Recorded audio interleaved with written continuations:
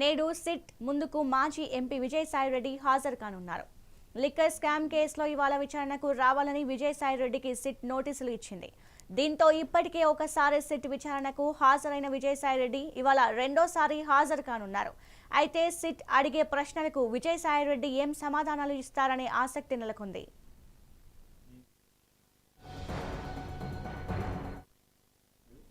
ఇక ఇదే అంశంపై మరింత సమాచారం మా ప్రిన్సిపల్ కరెస్పాండెంట్ కృష్ణ అందిస్తారు. కృష్ణ, చెప్పండి.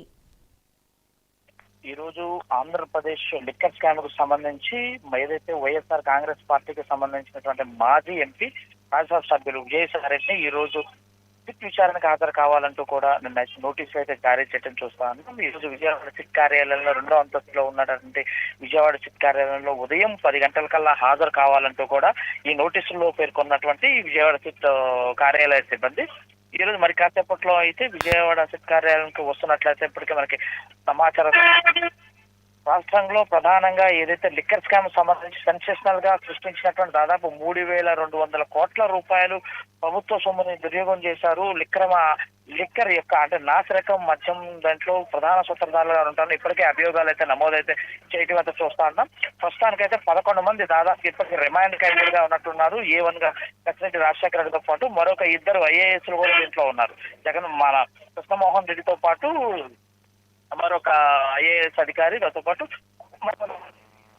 ఖైదీలుగా ఉన్నట్లు చూస్తా ఉంటాం. ప్రధానంగా ఈ యొక్క లిక్కర్ కి సంబంధించినటువంటి ఏదైతే ఈ సూత్రధారులు మొత్తం కూడా మొట్టమొదట హైదరాబాద్ లో అంటే ఏదైతే విజయసాయిరెడ్డి ఇంట్లో మొట్టమొదటగా జర్నలిస్ట్ కాలంలో సమావేశం అయినట్లు, తర్వాత తాడేపల్లి తన నివాసంలో సమావేశం అయినట్లు సిట్ అధికారులు అయితే ఒక ధృవీకరణ అదే విషయాన్ని విజయసాయిరెడ్డి కూడా సిట్ అధికారులకు చెప్పడంతో పాటు మీడియా ముఖంగా కూడా అయితే ప్రముఖంగా అయితే చెప్పారు. కానీ ఏదైతే తన ఇంట్లో జరిగిన సమావేశానికి జరిగిందైతే కానీ లిక్కర్ స్కామ్ లతో నా ప్రమేయం లేదు అంటూ కూడా చెప్పుకునే ప్రయత్నం అయితే చేశారు. వీటన్నిటికి సంబంధించి ఇప్పటికే అయితే కసిరెడ్డి రాజశేఖర రెడ్డి మొదట ముద్దాయిగా ఉన్నటువంటి తన అరెస్ట్ తర్వాత విజయసాయిరెడ్డి పేరును కూడా FIR లో నమోదు చేయడం అయితే మనం చూస్తానన్నాం. ఈ నేపథ్యంలో మరొకసారి సిట్ అధికారులు అయితే విజయసాయిరెడ్డిని విచారించాలన్న నేపథ్యంలో అయితే ఈ రోజు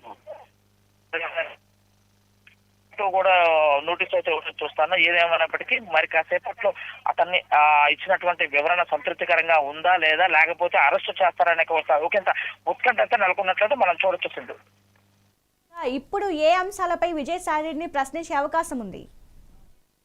ఇంట్లో అంటే ఏదైతే జర్నలిస్ట్ కాలనీలో జరిగినటువంటి ఏదైతే మొత్తం కూడా ఎపిసోడ్ అంతా కూడా తన హైదరాబాద్ లో ఉన్నటువంటి తన జర్నలిస్ట్ కాలనీ తన నివాసంలోనే జరిగిందని సాక్షాత్తు విజయసాయిరెడ్డి ఒప్పుకోవటం, సిట్ అధికారులకి తన పూర్తిగా వాంగ్మూలంలో కూడా చెప్పడం అయితే చూస్తాను. ఆ నేపథ్యంలోనే అక్కడ ఏం జరిగింది, తాడేపల్లిలో ఏం జరిగింది, ఏమేమి మాట్లాడుకున్నారు, ఏం చర్చించారు, మద్యం పాలసీ అనే విషయాలను కూడా క్షుణ్ణంగా ప్రశ్నలు అడిగాక మనం స్పష్టంగా కనపడుతుంది. దానిపైన ప్రశ్నలు అడుగుతారు అన్న విధంగా.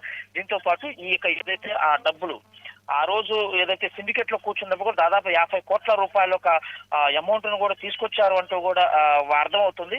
అంటే ఆ డబ్బులు ఎక్కడికి వెళ్ళినాయి, అంటే తీసుకొచ్చిన డబ్బులు అంతా ఎక్కడికి వెళ్ళినాయి, ప్రతి నెల ఒక కార్టన్ కి ఇంత అంటే ఒక బాటిల్ మీద ఇంత రావటము, దాంతో పాటు ఏదైతే కేసుకి ఇంత కమిషన్ రావటం అనేది కూడా ఫిక్స్ చేయటం అయితే జరిగింది.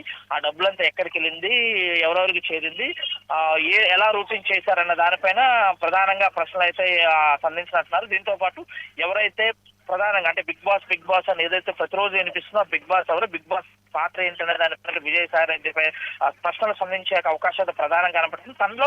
తన పాత్ర ఏమిటి, అంటే తన పాత్ర ఏమి లేకపోతే తన ఇంట్లో సమావేశం ఎందుకు నిర్వహించారు అనేక కోణంలో కూడా పూర్తిగా తనకి ప్రశ్నలు సంధించే అవకాశాలు ప్రధానంగా కనిపిస్తుంది.